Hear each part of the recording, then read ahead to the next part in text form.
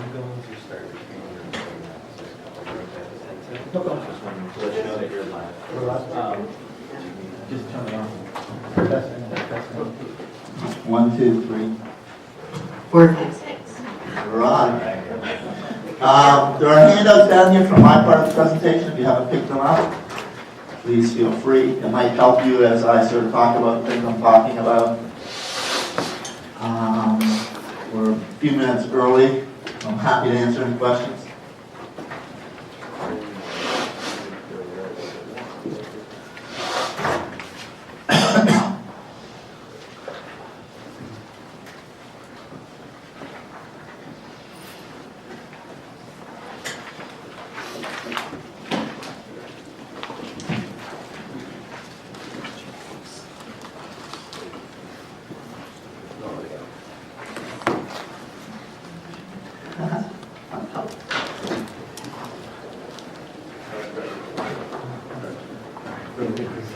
Oh, thank you.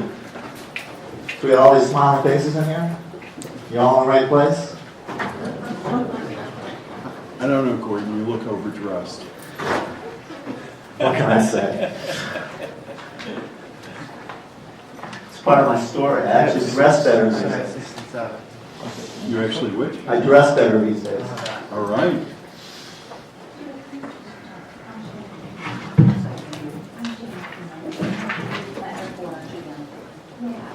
So how many librarians do we have in here?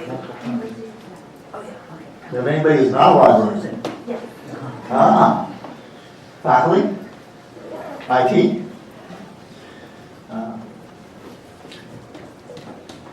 I'm not talking about IT standards, but you know.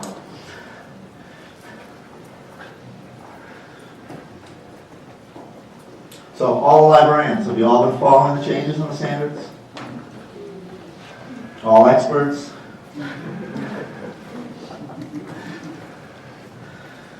All made comments, all sent in comments? Anybody send in comments?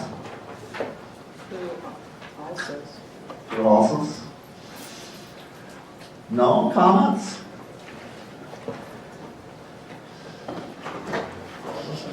Why not? It was your last chance. Would you like to add any comments now?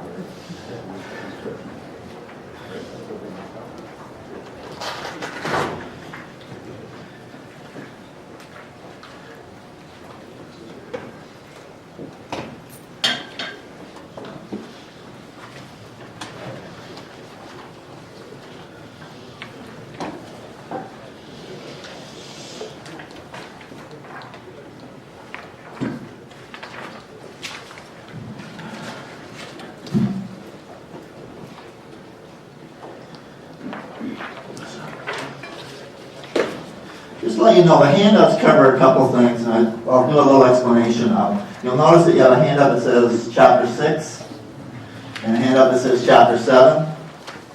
What you'll see on the left-hand side is the current language of the standards. And if there have been things taken from those standards with regards to changes being made, I've stroked out any of the language that's going to disappear. On the right-hand side, you have the language of the proposed standards. And I've highlighted in red the changes. So it gives you an opportunity to sort of look at what it was, what it is in that sort of process piece. And I've done that for Chapter 6 and for Chapter 7. And the reason, obviously, 7 is facilities, but it probably has some impact on libraries and the facilities piece. And actually, for anybody who's in IT, Chapter 7 is probably more interesting on the parts I'm not covering, which talk about technology, where they have made some major sort of language changes, at least in the standards. And we are about 2 minutes early, but I'm happy to get started. Unless everybody wants to wait breathlessly for 2 more minutes. We'll let those who walk in.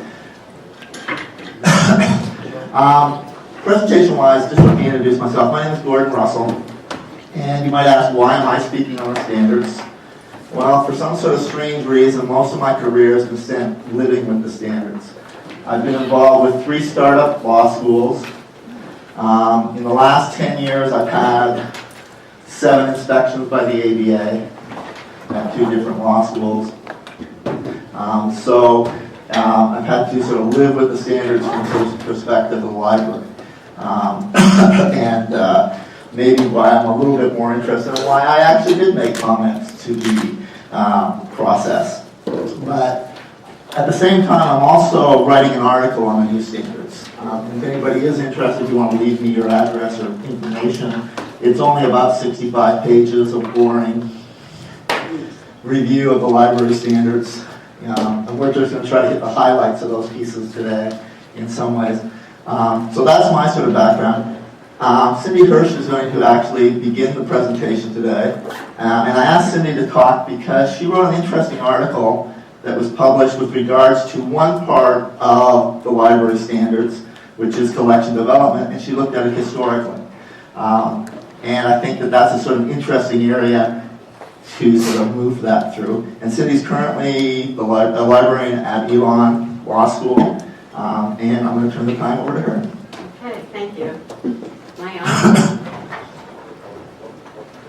I am going to do my best to try and go through the history of the standards in about 15 to 20 minutes. So 100 years basically condensed into 15 or 20 minutes. And I can tell you up front, I know that there's a lot of people here that know a lot more about the accreditation standards because you've lived through them. I started studying them a couple of years ago. And with 20/20 hindsight, they look a lot different than they do as you go through them. So I want to acknowledge that there's lots of people here that may know this better. And as I tell my students, if you find out I'm wrong, I give extra credit for that. So you feel free to correct me. So that said, I'm going to sort of speed through the requirements. Basically, I'm going to talk about the places, the people, and the things. The place is the library. People are the staff in the library. And the things have a broad range. They have, the books, the old-fashioned collections, the building itself, what goes in the building, and how it's run.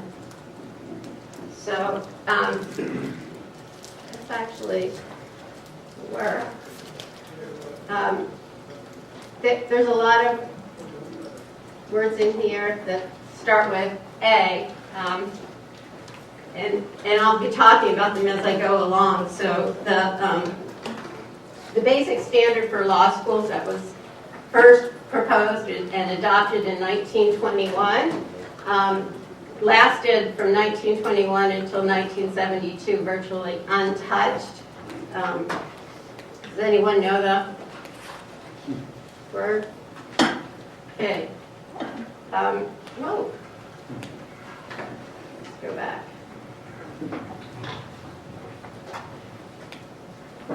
So we have to have a library that's adequate. The law school shall supply an adequate library for the use of the students. And as with any kind of law thing, what is adequate? A whole body of conversation grew up around what is adequate. And just to back up, the law library standard was one of 4 original standards. The first one was admission criteria. The second one was to have a course of study. The third one was libraries, and the fourth was to have faculty. The standard changed in 1928 to have an adequate library available for the use of students. And those phrases, adequate and make available for the use of students, and then later, if you've been involved, they needed to be owned or controlled, and now access is an issue. So those have all gone through different permutations. So it stayed basically the same until 72. Whoa. Sorry about that. Okay. Am I still on? I'm still on. So in defining adequate, the first thing we looked at was things, and basically the ABA section on legal education started bean counting. And anyone who went through an accreditation in the early days knows that what the inspectors did was look to see how many volumes were there, and then later on, how much you were spending on editions every year. The requirements here that grew, the volumes and the amounts that were in there, were actually not part of the standards. They were part of a section called factors that the legal section on legal education was going to consider. That means they were interpretations. They're currently now called interpretations as well, but they were never incorporated into the standards officially until later. And this became part of what some people refer to as the common law, and that was what was referenced in a report in the last decade, but it's also been called the secret law that inspectors use when they come in and look at libraries. The librarians had a role in defining what was adequate and wrote articles about it. There's 2 LLJ articles, Law Library Journal articles, and Journal of Legal Education article that came into play along the way, and that was recommended for small libraries. The quality standard was well selected, and that was it. Quantity is this chart, and then they were required to be up to date, current. So there's 3 basic requirements. So already in 1949, they convened a conference, a roundtable on library problems, and this was convened by the Association of Law Schools, and these were based on the law school standards and not the ABA standards. And just to sort of back up into people, there's since most of you are librarians, I figure you all know this stuff, but just that there's an ABA that is the accrediting agency, and the NAALS that also is an accrediting agency. ABA is the official one for the Department of Ed and for the states. And then AA is LL. And at the point of time, particularly in 1949, it was fairly incestuous. So there was a lot of crossover among these organizations, and there was a lot of faculty and law libraries represented in both areas. So in 1949, there was a AALS roundtable on library problems, and it was memorialized in the Journal of Legal Ed. If you want the site, let me know. But there's a faculty member, a dean, and a law librarian that talked about it. The faculty member and the law librarian said probably what you would expect. Faculty member said base it on curriculum. We want non-law materials. The quantity should be tied into the size of the school and the mission of the school. So some schools may be more research-based, and how much the students used it, and it should have staff to help the faculty. And the law librarian said to build a proper law library, the one that we hold, the one that we consider the heart of the law school. And consider use, consider proportionality, and have a well-trained staff. I found what the dean said most telling, though. The dean asked the law librarian at his school how many volumes it took to meet the minimum requirements that the AALS had. And the librarian came back and said, that's 7,000 volumes. And the dean said, well, that leaves 3,000 for free choice. That's plenty for student use. And will never meet the needs of faculty use because they want too much. They need to go to other libraries in order to meet their needs. So we'll never meet the needs of all of our faculty. So that the competing interests clearly were already present and similar to what they are today at that point in time. Okay. Law librarians were not mentioned in the early law library standards. And you probably know the history that janitors and students used to run law librarians in the olden days. In 1947, that was when there was the first mention. of a librarian, and that the librarian training, experience, and effectiveness was a consideration or a factor, so one of those common law kind of things, but did not require the actual presence of a librarian. Until 1969, when the ABA required the law librarian to be appointed by the dean, and then again, that was in the factors, that was in the interpretations, not in the standard itself. In 1973, it was required that there be a full-time administrator with knowledge of administration and the particular problems of the library. So, and that person ought to be a JD or have someone with special knowledge. So at that point, they're still not really requiring a librarian at the head of the library. What it seems to envision is a JD at the head of the library with librarians working for them. In 77 was the first time they mentioned a JD or an MLS, and that was, again, it was a should requirement, and it was a should requirement that there be competent staff. In 86 was the first time it came up to recommend that the director have a dual JD MLS degree and be treated as a faculty member for tenure. So that was really the start of what we probably consider the modern law library, academic law library at least. And really no changes have been made except for two slight changes. They added except in extraordinary circumstances, and they recognized that it should be a law degree and a degree in library or information science. So all you IT people out there got some shout out.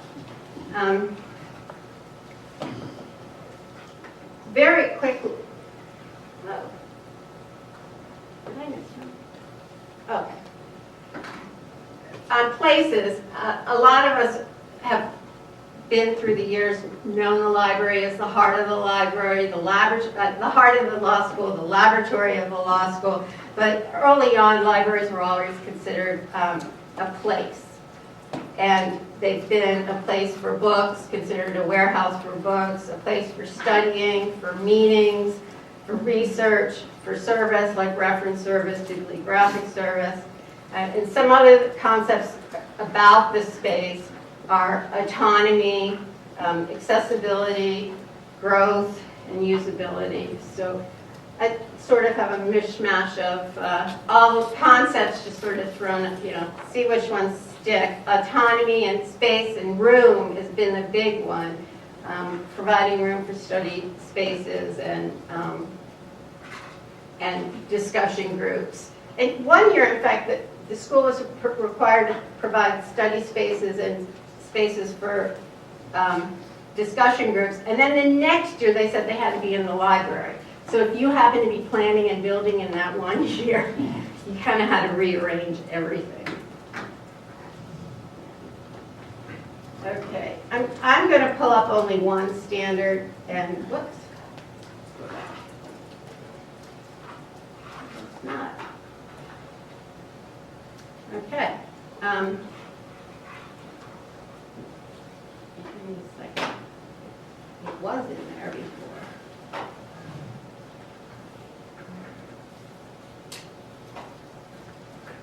Okay, did I lose the mouse? If you see the mouse, let me know. No. In the middle now. It's in. Oh, wow.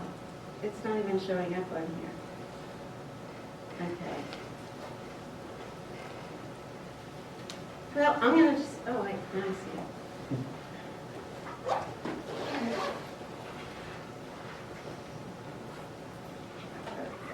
I'll just talk about them. So I have a technological glitch here. In 1973, the standards were moved and redesigned, and libraries were taken out of C, which were where they had been for years and years and years, and put in the 600 series where they're now. And they've been moved around a little bit. But the thing I really wanted to point out to you in the 1973 standards are that the libraries, lists of what materials had to be there, moved from the interpretations actually into the standards, so that they were referenced in there, so that the library had to have everything in Library Schedule A and Library Schedule B, and that was actually finally in the standards that were required. And what's interesting is what's in the schedules, and I'm just going to run through some of them. You may recognize some of these by publishers, things like the digest system, CJS, AMJR, words and phrases, the restatements, uniform laws, the U.S. Code annotated, and the National Reporter System, and one of my favorites is publications of this ABA.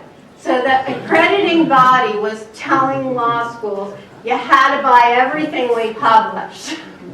And at the same time saying, these books, if you graduated around the time I did, you know, there's West's and Lawyers Co-op and the American Law Institute and all these other publishers that were publishing these materials. And so the ABA basically gave them a market and said, you know, here's all the things you have to buy, and here's who you buy them from.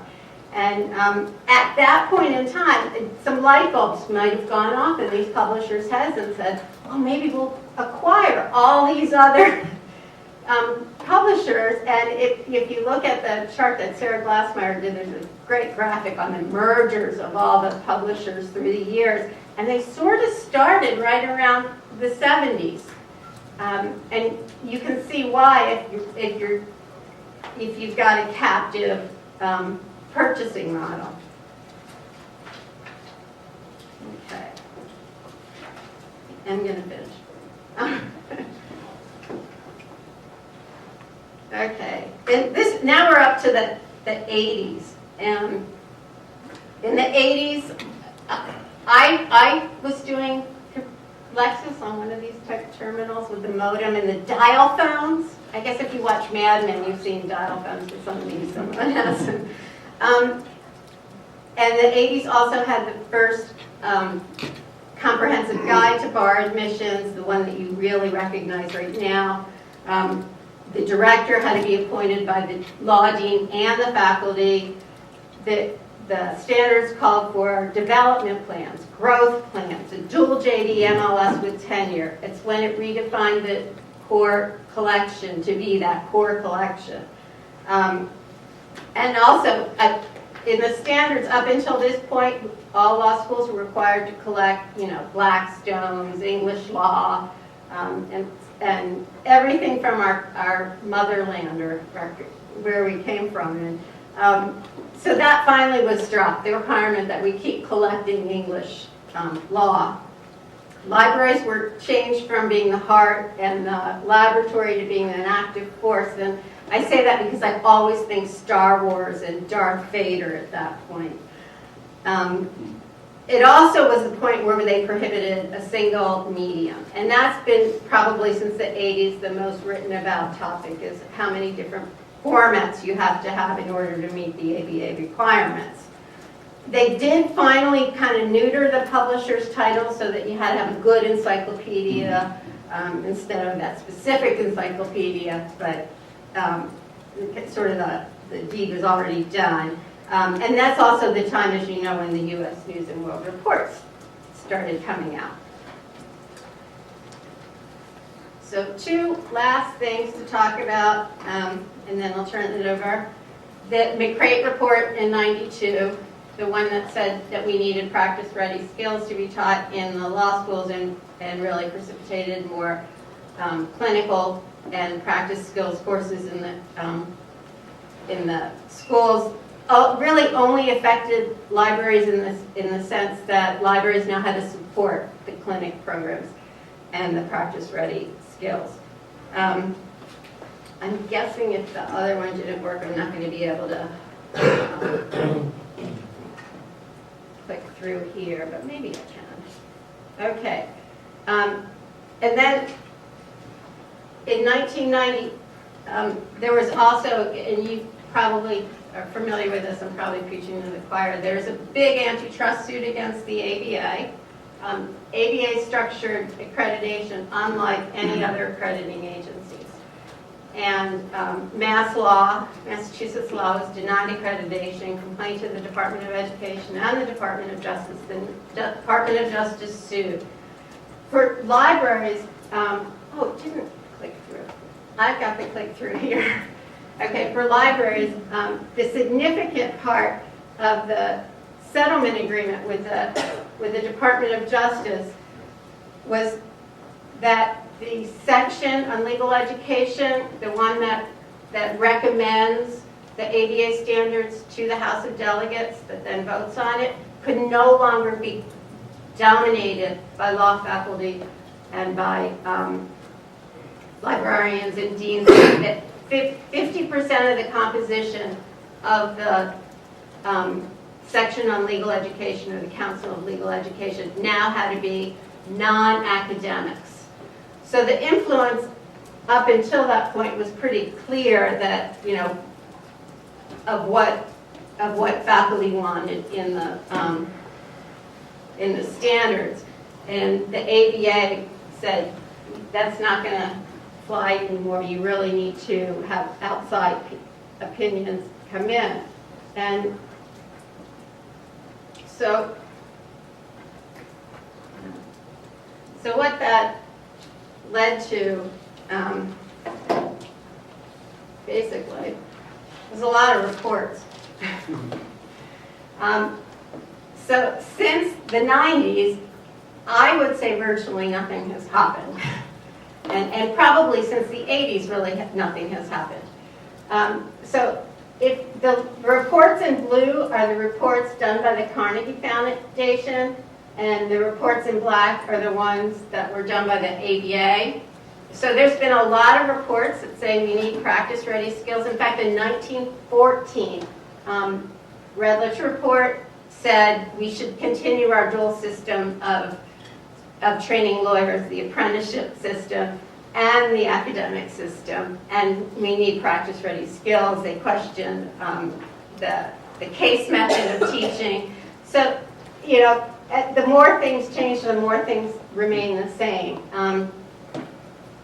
So there really, as far as I can tell, have not been a lot of changes. There's been a lot of task force, and I think there's some upcoming changes, and for that I'm going to turn it over. Well, I'm putting up my screen. I'll give you a little story. If you look at the population pieces that we talked about here of the collection, when I started in the early 90s and started being involved with building library collections at new schools, there was a sort of understood out there. Everybody understood what you had to have a law school library collection in the 80s and 90s, and you were starting with sort of the understood from the ABA was section on legal education, what you needed from a sort of volume count. Was the mythical 100,000 volumes. It's an actually interesting, it's a result actually of an article, well not an article, I'll rephrase, a report or a talk given by Don Dunn to people doing evaluations for the ABA. And Don talked about this idea of 100,000 volumes, and that became sort of the favorite. Why won't this close out? Let's see if I can get out of here and get to where I want to be. Get this mouse. So, what I wanted to point out with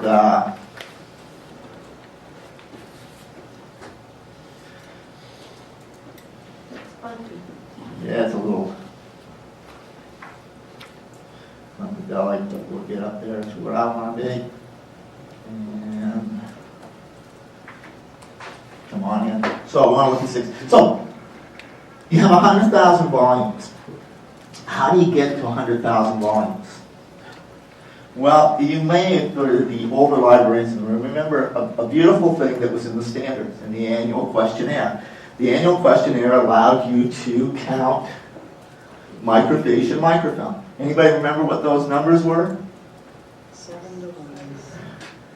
Actually, I think it was 6 to 1. 6 pages of 6 microfiche pages equal a volume. 5 microfilms equal a volume. Think about that, right?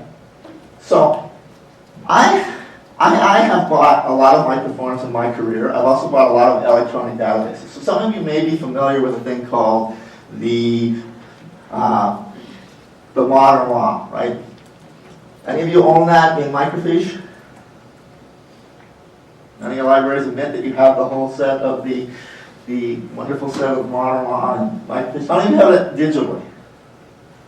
A few of you? Do you know how many volumes or titles there are in the modern law set? 22,000. Well, here's an interesting problem. I collect this in electronic format at Charleston. I have 22,000 titles. Volume count would actually be bigger than that. I have it in electronic format. On the annual questionnaire, I can count it under titles. 22,000 titles. I can count 0 volumes because there's no formula to deal with volumes in electronic format.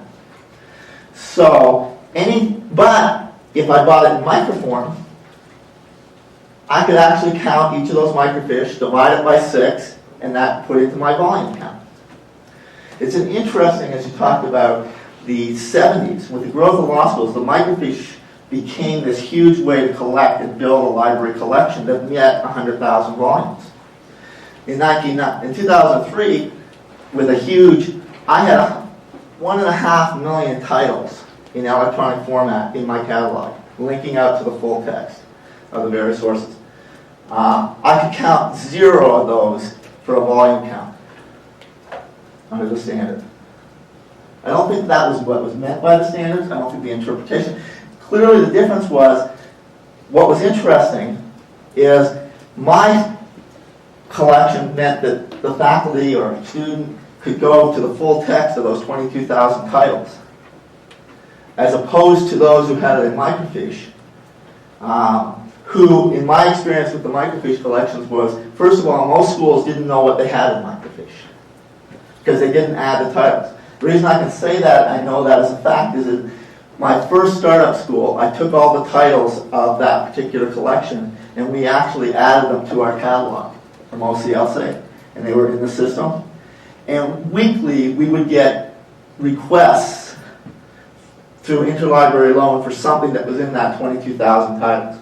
We also did the same thing with the bar collection, the Heim bar collection of titles, and we would always end up sending back to them saying, you have this title in your library, in microfiche. Go talk to your librarian. If you can't find it, it doesn't do you a lot of good. And so we have to look at sort of access those pieces in the process. And sometimes the standards stand behind or don't catch up in the process to where you want to be. So if I think about the standards as we sort of address what's going on with the library standards, it really covers 3 areas, I think. There's library assessment, and I've listed some things there. There's the status of the library director, and there's the facilities. What's interesting is most of the facilities issues have been moved out of Chapter 6. They're really now in Chapter 7. Those things that we used to consider as sort of part and parcel of a library, those issues of space, study rooms, all those types of things, now exist sort of in Chapter 7, so they can be anywhere. They don't have to be in the library. They're not contained there. They don't have to be contained there. They can be thought of as anywhere within your building as sort of a process piece that takes them outside this. So I have a modest proposal I'm going to throw out at the start of this. Okay? You're all looking at the standards there. Chapter 6, all of you got it in your hands. As the changes that are being made by the standards, one of the things the standards wanted to do in this process, standards review process, was to remove interpretations. I think it's ironic that if you have a standard and you have to interpret it, doesn't that sound a little problematic?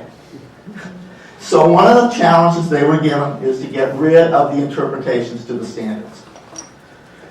What you'll find here is that the original standards for the library had 15 interpretations.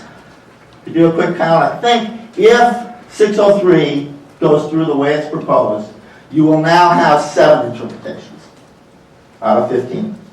Good start, but it still means that they're telling you that they can't get it right on 7 of those standards, they still have to interpret what it means for me. I think that's problematic. Okay? So my modest proposal is, why do we need a huge amount of standards dealing with libraries? Could we not deal with this in a fairly simple 3 questions that could sum up what needs to be addressed from the library perspective? One is the learning information resources. The law school provides facilities and learning information resources that are appropriate to support its teaching, research, and service mission. Number 2, the issue of instruction. Do we deal with instruction by the law school ensures that users have access to regularly and timely instruction in the use of the library and other learning information?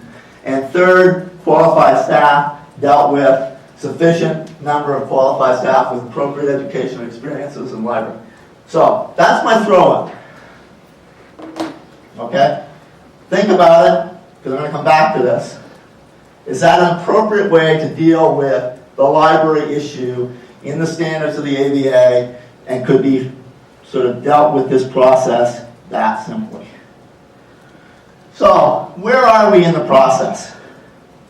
And I did this in Pressy, because somebody told me Pressy is like doing a roller coaster ride, and I sort of feel the ABA standards are like a roller coaster. So,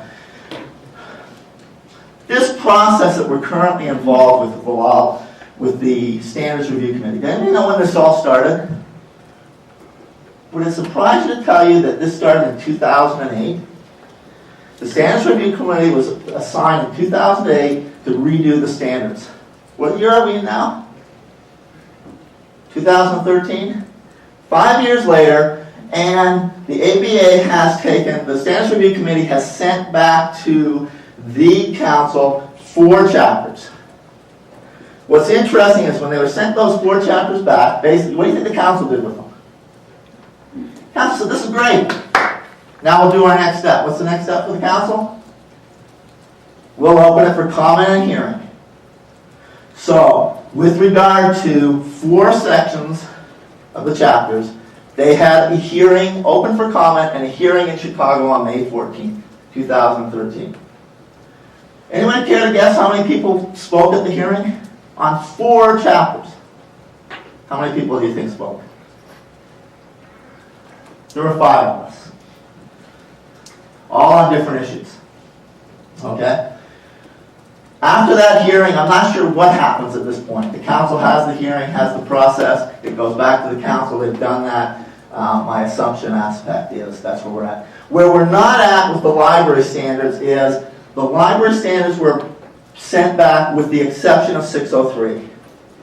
Anybody know what 603 is about? What's 603? Status. How many of you are tenured library directors here? Or have tenure at your schools? How many of you are thinking about being library directors want tenure? How many of you don't care? How many of you listened to Jim Mills yesterday? Who don't care? If I was one of you who don't care, I'd be sitting there saying, if Jim's right, I want tenure. Because if they close the library, guess what? They're going to have to find something for me to do. If they don't, they won't. So you might want to reconsider that on that basis. But basically what happened is tenure with the library has morphed into issues that are not directly the library issues, because it also involves standard 400s, and it also involves the standard that deals with deans. So what the Standards Review Committee did was they pulled those 3 out and are dealing with them in one sort of piece. And so some of you may be aware, those of you who are on the Law Library Directors list know that Scott Pagel, who sits on the Standards Review Committee, sent the language of the first reading of the process from the Standards Review Committee. The process of the Standards Review Committee, as they have laid it out, is a 3-step process. The subcommittee that they had came up with language. That language goes to the committee, Standards Review Committee. Standards Review Committee met the last meeting in Washington, D.C., and they dealt with, for the first reading, the library directors and the standards as it relates to deans. And actually, for faculty, it was actually a second reading of the discussion on that piece. A result of that is they then take it back to their discussion, back to the subcommittee. They will meet again. They will be meeting on July 12th and 13th here in Chicago. Anybody see a problem with those dates? I never see conspiracies, but I do find it interesting that they have overlapped at the same time that most of us would be at AALL. They will hold that meeting. They will come with their language then. What will probably happen, what has happened at this point, is about a week or two before that meeting, they will post the minutes from the previous meeting and a proposed language that they are going to address at the meeting. So if you stay sort of on tune and look at their sort of standards review page, you'll see the minutes from the August, the last meeting come up, and April, and then there'll be the discussion point in the language that they're going to go with. So the language that you will see in what I've given you is the language that they left off with after their first reading. And I have no idea whether that will be the final language or not, but that's where we're sort of in this process and where we're going with this. So anyone who's interested, I would love to have you here in Chicago to listen to this. What is interesting to me, and unfortunately I've attended more of these meetings to sit and watch than I would like to, it has been an interesting process. When you attend the Standards Review Committee, they allow open meetings, so there's a group of people at the back. Anybody care to guess who is usually at the back? There is always at least one or two representatives from SALT. Any SALT members in the audience? I am. I like SALT. There are always one or two clinicians representing the clinical association who are there. And there are always one or two Allwood directors and people out of the Allwood there. And they are furiously taking notes. What do you think they do after they get those notes taken? They send them out on their listservs and they discuss it, and they lobby those members of the Standards Review Committee. They're very good at lobbying. What has been interesting is how many librarians do you think are sitting in these meetings? Unfortunately, I haven't seen any. Now, the reason may be that we are cynical and think that whatever is going to happen with the standards is going to happen and we don't really have any input. The other process is maybe we just are not good lobbyists. Maybe we are more on the side of the view Betsy McKenzie always had, I do a good job in my library and the institution will respect and be interested and protect me in those times of change.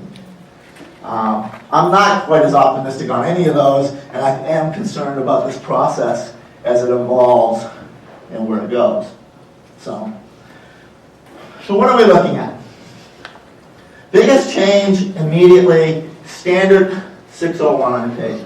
Standard 601 had this language that I'm not quite sure what it ever meant, and I could never determine how I was supposed to define and show that I was an active and responsive force in the educational life of the institution. Very aspirational, very nice, but very hard to put into a process. And so if you look, that language is gone. They have moved to a language that is more sort of a process that there may actually be ways that you could measure, though I think it still leaves some vagaries. But it talks about support through expertise, resources, and services adequate. Anybody know what adequate is? Sufficient, less than, what these get. But to carry out the program of legal education, develop and maintain. I actually like this. In the past, it talked about direct and continuing an informed relationship with faculty, and now develop and maintain. I actually think I can measure that, right? How am I developing a relationship with my faculty? Measurable, sort of outcomes-based process. And then 3 is work with the dean and the faculty, engages in regular planning and assessment process, including written assessment of the effectiveness of the library in achieving its mission and realizing its established goals. Okay? So, are all of you doing annual planning? Have you written Can you show how that written is effective within the goals that you have set? Under these new standards, that's what you're going to be required to do. Now, interestingly enough, and I'm not going to go into details of this, I think this is crazily to be put here because there's actually a standard called 206 that says the law school has to engage in annual planning. So the law school's engaging in line planning, and the library's engaging in line planning. How do those two sort of dovetail? I really think that this is an oversight. I think it's going to be gone by the time the council gets around to really reading it. They're going to stroke out that section and put it in 206 and just list library there. And then deals with technology from a library perspective on remains informed and implements as appropriate technological and other developments affecting the library's support for the law school's program of legal education. So you have these sort of 4 things that you have to do as a librarian and the library in this process. Much more better than the sort of act from before. So I give them credit for at least looking at a problem in the thing. I just want to point out, I've grayed out anything that's leaving the standards as we go through this process. So, and then obviously come up here. So 601B is the flip side of what we have to do. It's what the law school has to do. Okay? So a law school shall provide a consistent basis, sufficient financial resources. Taken from the former language that was there, that's now different. But it says, to the law library to enable it to fulfill its responsibilities of support to the law school and realize its established goals. So the law school now has an obligation to make sure they fund you to do what? Responsibilities to support the law school and realize its established goals. Okay? So that's the flip aspect. You have 4 duties, the law school has 1 duty. And that's to give you the financial support that you need to do that. Think they're doing that well?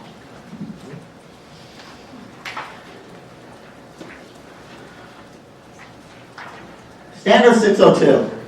Standard 602 really has only 1 significant change. If you look down at D, the change is a change that I think is significant, which the Standards Review Committee just said was a housekeeping change, but I think it's fundamentally much more than that.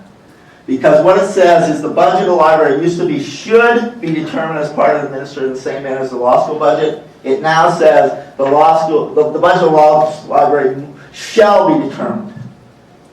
This has no effect on me as a librarian. Who is this meant to protect? This is a process, if you think about it, law schools are in a competition with who? The university, right? So their funds, they're afraid they're going to be raided. What they're doing here is saying is the law library is part of us. We may underfund you as our process, but by God, the money's not going to come to anywhere else in the university. Okay? So this is really a protectionist measure, I think, that moves away from the respective aspect. This is at least the Standards Review Committee's, I think, response to the Jim Mills question. Okay? What they're really saying is, we control the library.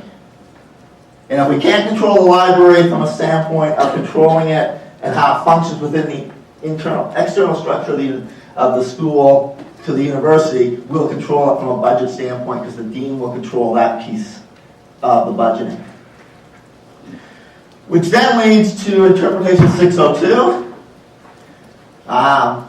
So, 602 interpretation was always this relationship between the library director and the main university, and the university being able to control. So basically they say the law school should have control of the library, but now they say, and as they said in the old standards, it's possible we can envision participation in the university library system may affect the law library. Then they've changed it. Well, it is preferred that the law school administrate the law library, and then a law library may be administered as part of the university library system if the dean, the director of the law library, and faculty law school are responsible for the determination of basic library policies. That's the old language. Now, I have no idea what basic library policies are, but I can tell you that they've added 4 words after that at least tell them what they think some of those, in addition to basic library policies, are even more fundamental to them. The priorities, so the dean has the right to control what the priorities of the law school library are, even if it's administered by the university, and funding requests. Okay? So they added shall to the other, and they made it clear that funding is their purview, not the main university. If you believe, any of you read Jay Coniston wrote an article about a year ago talking about how all standards are 1 of 5. One of those is power allocation. This is a power allocation standard. And the power is, we're going to keep control of it, not at the library level, but at the law school level.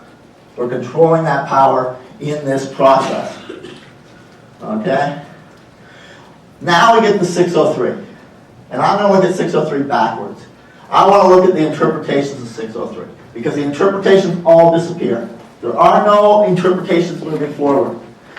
So I've highlighted the first interpretation I think I want to reflect on. Management of the law library includes budgeting, staff, collection, services, and facilities. Based upon what I just said, where does budgeting now lie? With the dean, I think administratively. This was the old interpretation that said I had some budgeting power. Gone. Okay? The other piece of 6, so I want to pull up, think about that. Where is that? Then let's go to the other part of 603 and 4, which I think is fundamentally important for anyone. Who in this building does more than just direct the library? Anybody do technology? Anyone doing assessment? Yeah, and there's so we'll move to some of that assessment piece. This interpretation used to say it's not a violation of Standard 603 for the director of the law library to have other administrative or teaching responsibilities. How many teach? Teach each semester? Three credits? So you're doing a half load of your faculty probably? That be correct? I teach a course each semester. I'm doing a half of what my faculty load is for the university. Okay, this has said that's fine, right? That interpretation. So to cover it off, I can do teaching, I can run IT, I can run administratively, those other parts, no problem. Okay, let's assume these interpretations are all gone, not replaced. Instead, what becomes is Standard 603, the new Standard 603. This is the proposed 603 language. Okay? Little bit of change in A. Law school shall have a full-time director of the law library whose principal responsibility, before it said principal responsibility, management are managing the law library, okay? And then they've added the second one. Now, I'll ask any of you to ask me what that means. I'd love your interpretation of the second part of this. Providing information resources in appropriate formats to faculty and students. Do anybody who directs a library think that that's all they do?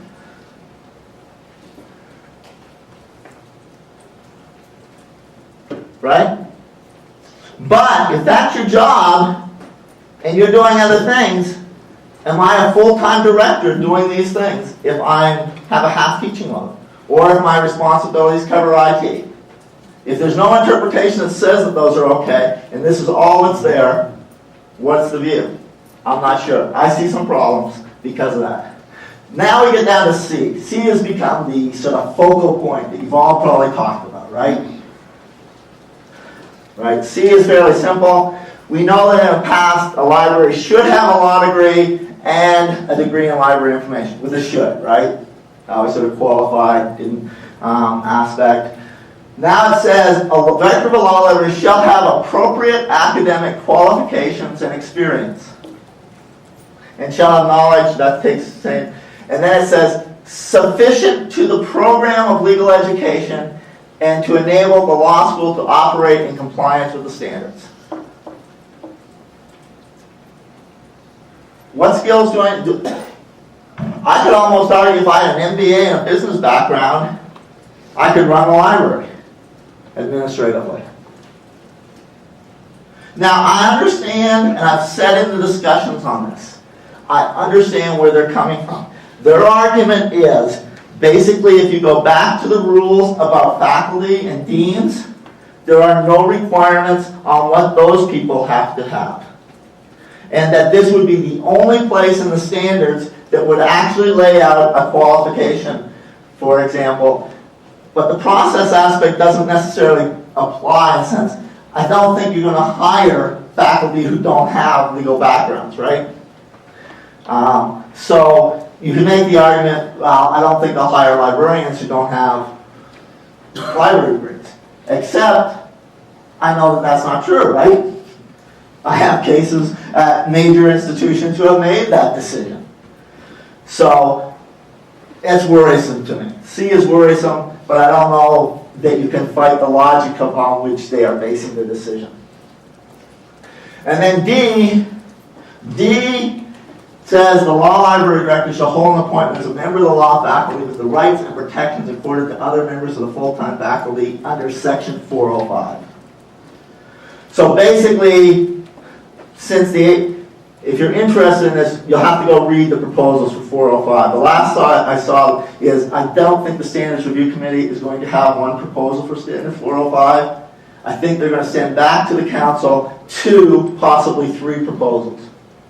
Those proposals are going to be basically, let's change nothing, which is the faculty tenure process that we're all familiar with.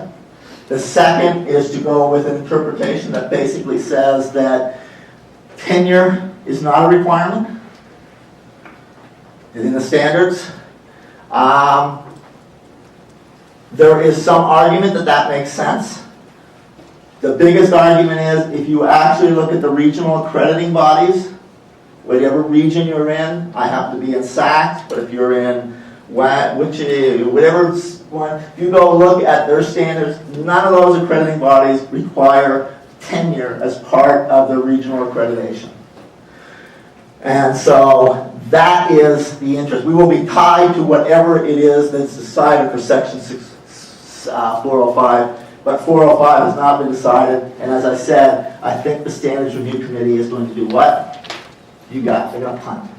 They're going to give a couple of examples and send it back to the council for the council to decide, and that's where we're going to be tied into whatever that decision is. 604, okay? So quickly through, law library shall have sufficient staff, sufficient expertise. I find expertise an interesting word, and if you want my sort of 5-page discussion on expertise and what I think that means, you can read my paper, but I think it's definitely different than competent. I think it's a higher standard, which is a good thing for us. 604 then talks about the factors relevant to the number of expertise of librarians. Thursday 604 is kind of interesting. The ALSUS and AALL proposal would have taken 604, sort of merged some of these things into the standard for 604 and not had an interpretation. But that makes some sense. I'm not sure, but they try to limit what that they mean by that. So size of the library, those types of things that come into that. 605, actually 605 doesn't change at all, but then they also don't get rid of the interpretation. This is again one of those ones where there was debate to move these things into it. So the interpretation adds some things: faculty research, information literacy, skills of students, managing the library's website. It's a laundry list. The problem with laundry lists, from a standard start, is if I'm going to face the ABA coming in for an inspection, what am I going to make sure I check off? The laundry list, right? Because then I know I'm in compliance, but it doesn't really allow for creativity or for change or for development. It sort of gets you into this sort of laundry list that you're stuck with. So I don't like interpretation from my perspective, 605.1. Then we get to 606, okay?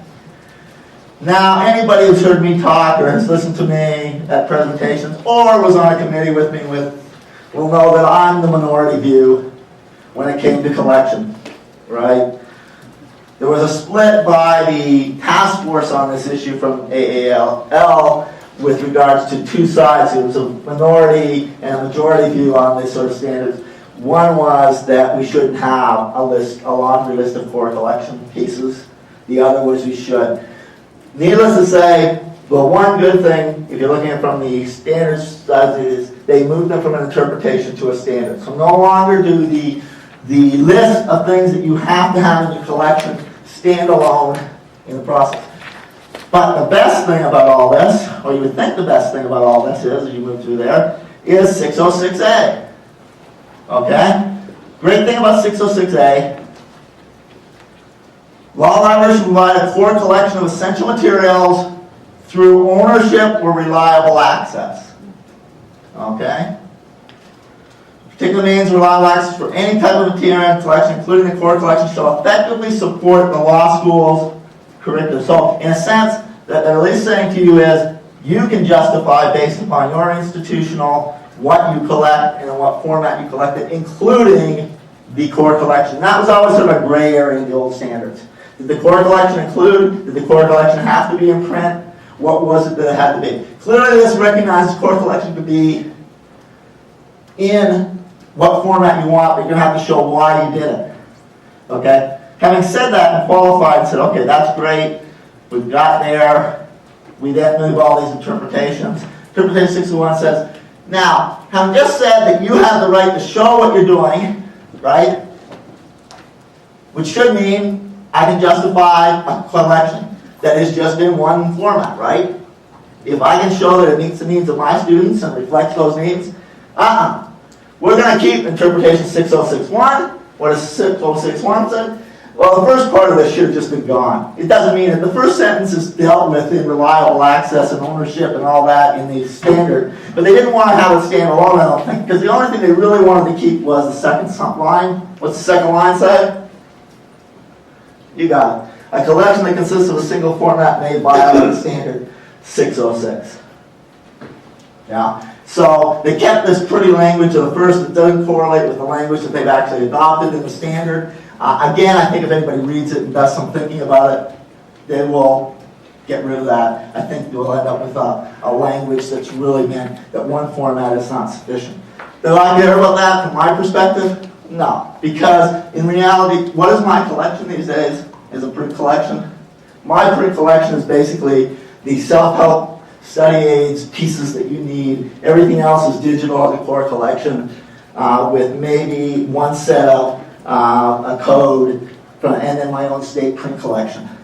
So when we were inspected by the ABA, we literally had less than 5,000 print volumes.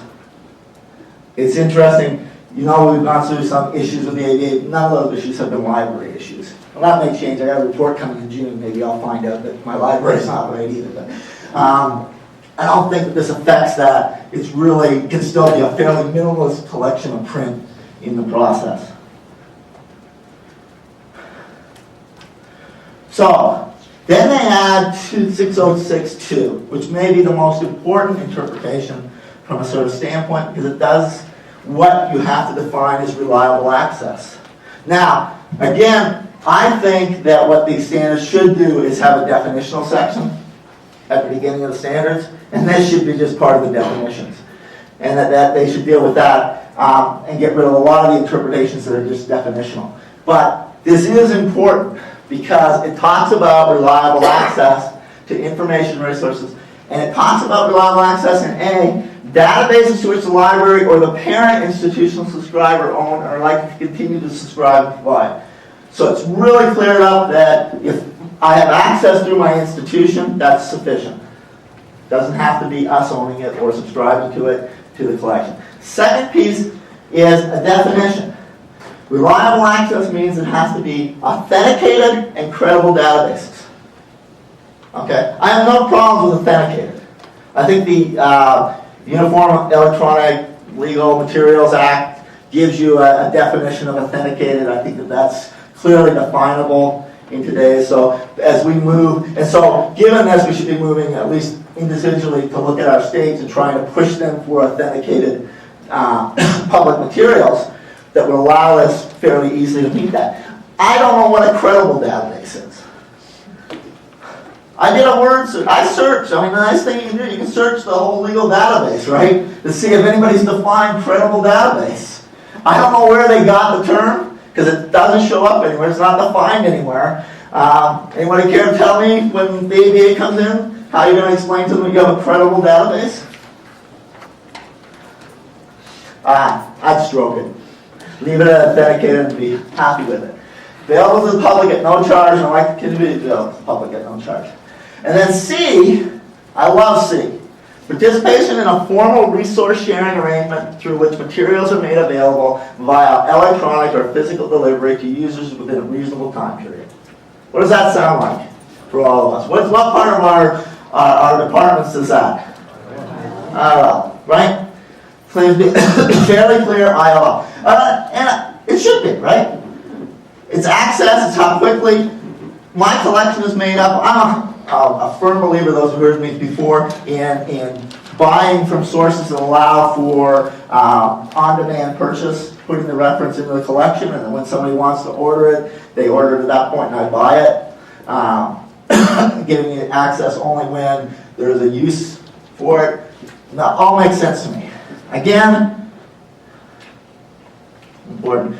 603 doesn't change. Off-site storage, you can still do off-site storage. 604, current interpretation, really changes only in the sense that, this is what I find interesting. You just read, I just gave you C, right? Tell me what isn't covered in C by this language here. Cooperative agreements, because doesn't the other say I can do resource sharing? Wouldn't an agreement I entered into with another library be a resource sharing contract? This is old language. They just kept it. This used to be interpretation 601. They kept the language, and I think the only reason they kept the language again is they wanted to bury the second sentence, which is the sentence that only matters to them. So what they've done is they've kept standard 601 is not satisfied solely by arranging for students and faculty to have access to other libraries within the region. Okay? Because the first part of it I don't think really is any different than resource sharing. I just don't think that they didn't clean up their language there, but they want to keep the second part. Again, I'm radical and think the second part should go, and if I can make arrangements, why shouldn't I? You know, I'm a firm believer that Drexel was right 10 years ago when they said, we'll send them all to the Philadelphia Public Free Law Library, right? But clearly, some on the review don't think so. 606, very clearly, I'm going to wrap up. That's all the things we were talking about, the core collection. They didn't change anything. They just took the whole core collection interpretation and put it in one place, including by moving a few things around, little vowels and changes like that, but nothing significant. 607, 606 and 607 go. With regard to formulation of the collection development policy standards to furnish, you don't have to have printed forms and electronic documents to view and listen as a standard piece. And then of course you have, I'm not going to discuss that, but you have standard 703, and the biggest change is the library is suitable and sufficient in size. So it's not just sufficient in size, it has to be suitable in that process. Went a little bit longer than I probably should have. Do you have any questions? No? Either I'm not clear or I'm not muddy. Oh. The proposal that you made of the sort of simplified standards, how does that provide more protection? It doesn't. I don't care about protection. I'm not a, you got to understand my career history, right? I've been a tenured faculty member at schools. When I went to my last school, I took a 5-year contract. So it's not been an issue that I see as the sort of overriding issue. And I agree. But I think if it is important that this doesn't get covered by those things. What I wanted to say, and I'll go back to that page real quickly because we sort of talked about those thoughts, and I put that out there. I want to point out that those three, that's the standards as it exists for the regional accrediting body for SACS. So any of you that come out of a SACS institution, that's the accreditation process for libraries in a SACS regional accreditation. If you look at other regional accreditors, they're fairly similar to that. fairly broad 3 areas they're covering off, and that covers the standards. I think my perspective is the ABA standards tend to try to get too far into the weeds, too minutiae, don't allow, and the problem when they do that, you get left with issues that, legacy issues that become the sort of standards. I firmly believe that the standards in 1994 were at least adaptable and credible for doing a lot of different things. What instead happened was a lot of the law schools that were created after that point were very much cookie cutter because they felt like you don't want to raise an issue when you're starting out, and so you look like other people because the standards are much easier to understand in that basis, and it doesn't allow for creative development and growth. And I think if you keep them simple, you'll get more creative, more opportunity for changes. Any other questions? Good to see you. Great. Well, thank you very much.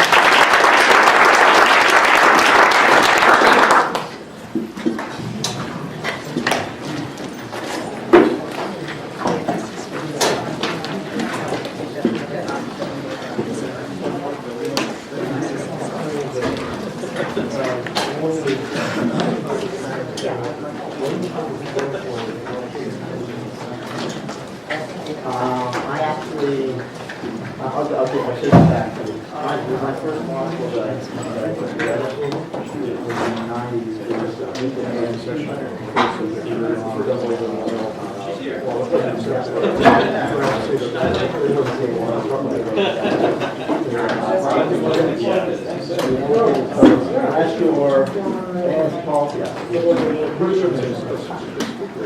based upon that one, so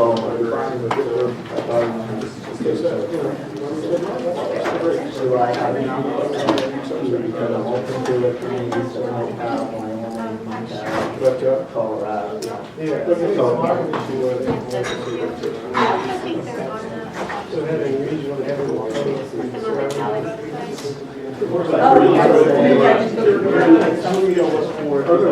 We're in the startup,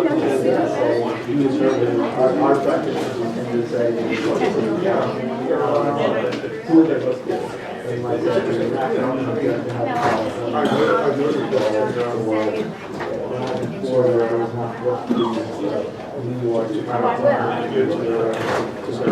I think you can make an argument.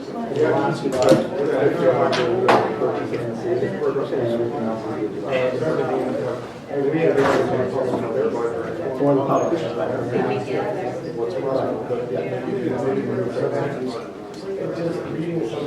Have you seen? Yeah, I can make it available. There's only Well, one. the new language clearly makes it clear that Oh, okay, yeah. that allowable access meets the codes of the statute currently looking at in this book, I think is gray on what's meant by court language. And that's court language being referred. But clearly where the public discussion is about yeah, they did. Yeah.